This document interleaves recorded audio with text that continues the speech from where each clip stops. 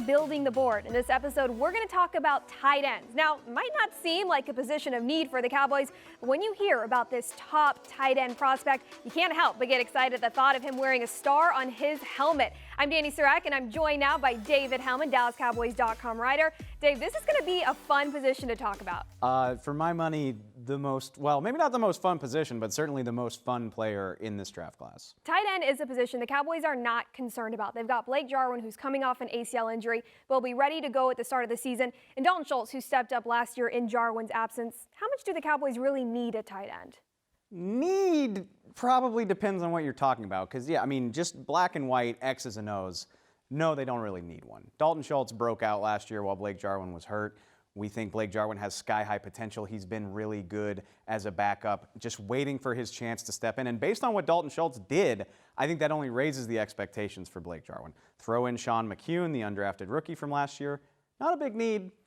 But what if I told you that the absolute best player in this draft class happened to play tight end? I would tell you I'm intrigued. Who is it? Let me talk about a guy by the name of Kyle Pitts. And you know what? If you're watching this video, I don't need to do the introduction. University of Florida. Generational talent gets overused in the draft.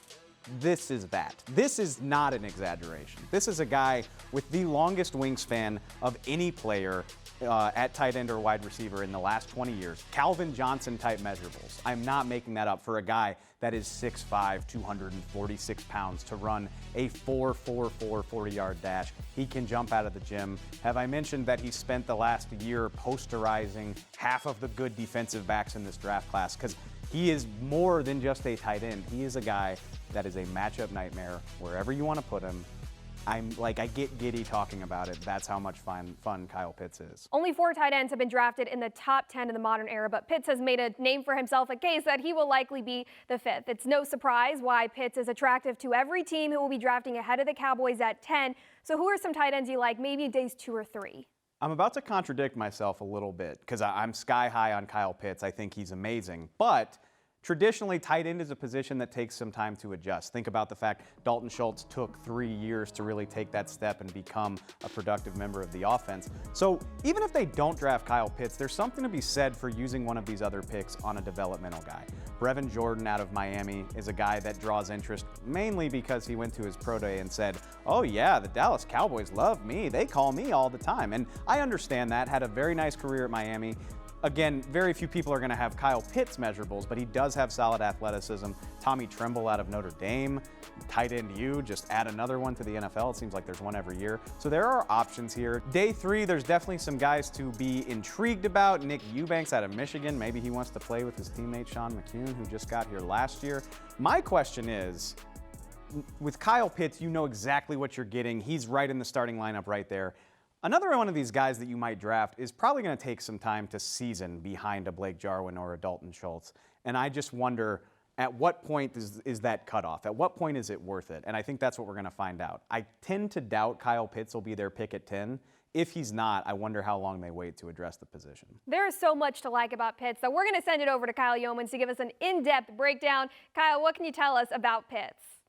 Well, I'm going to tell you as much as I can about Kyle Pitts because it's hard to really put into words just how special he could be in the NFL. As we take a look at some of the measurables, 6'6", 246 pounds, and guess what? He runs a 4.44. Oh, and by the way, he also has an 83-inch wingspan, which is the largest of any tight end or wide receiver in the past 20 years. He is a physical freak, and look at that.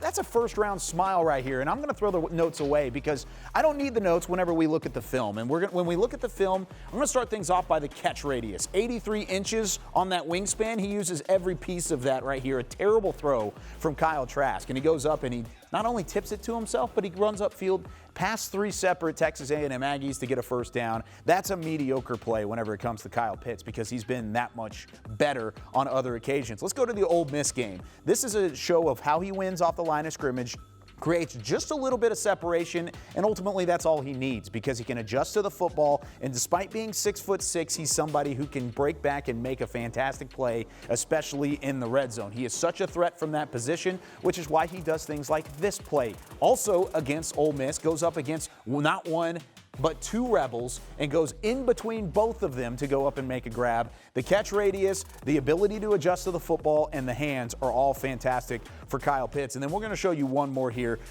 Take one more guess of why it's Ole Miss that he's going up against. It's not a coincidence. It's not because we ran out of film. It's because this is the kind of games that he could have at the next level in the NFL. Straight seam route.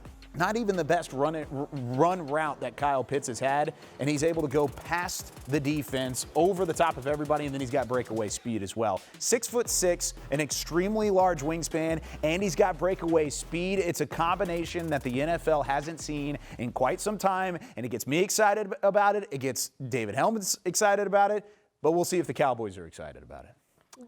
I think the question is the rest of the league not going to be excited enough about it that he'll even be there? This is a guy that can go in the top 5. And he should go in the top 5. Based on talent alone, absolutely. Yeah. On the off chance Pitts does fall to 10 and he's available for the Cowboys, you start getting into the argument of drafting for need or drafting the best player available. Kyle, if Pitts is there at 10, do you draft him over a position of need?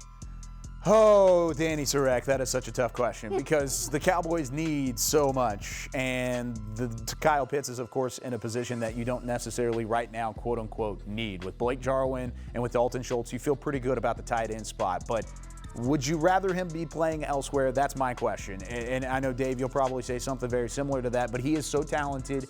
He is so elusive and somebody that potentially could take this offense to the next level. I think it's something that you would definitely have to consider. I don't know if I'm going to go outright and say, yes, take him, but I'll say you got to think about it. Have a conversation. You're a coward. I am a coward. You absolutely, I am sorry. You absolutely take Kyle Pitts if he's there. And the answer is, we say this all the time and people forget it because they get scared. They're scared of watching the defense struggle for another year. But the NFL draft isn't about need. It's about building the foundation of your team for the next 3, 4, 5, hopefully 10, 11, 12 years.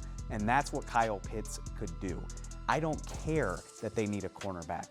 This guy is a freak, and he has the potential to be insanely good for an insanely long time. And you know what?